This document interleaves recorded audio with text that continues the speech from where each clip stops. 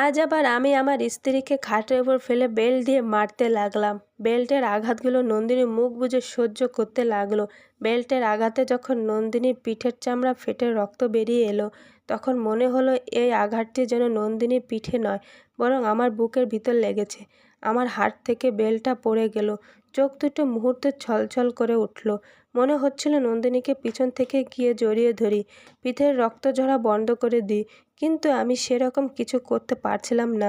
রাগ, অনুতাপ আর ক্ষোভের ভিতরটা ভারী হয়ে গেল। চোখের পানি ধরে রাখতে পারছিলাম না। আমি ঘর থেকে বেরিয়ে গেলাম। ওয়াশরুমে গিয়ে দরজা বন্ধ করে দিয়ে চাপা স্বরে কিছুক্ষণ খুব কান্না করলাম, কিন্তু নিজেকে হালকা মনে হলো না। সবাই বলে কান্না করলে নাকি মন হালকা হয়, কিন্তু আমার এই পাষাণ মন হালকা হলো না। আমার নিজের উপর খুব রাগ হলো। আমি কেন এত অল্পতেই রেগে যাই? কেন আমি নন্দিনীকে ভালোবেসে বিয়ে করা সত্ত্বেও আঘাত করি? কেন নন্দিনী আমার আঘাতগুলো মুখ বুজে সহ্য করে? বেশ কিছুক্ষণ পর আমি ওয়াশরুম থেকে বের হলাম আর নন্দিনী ঘরে গেলাম।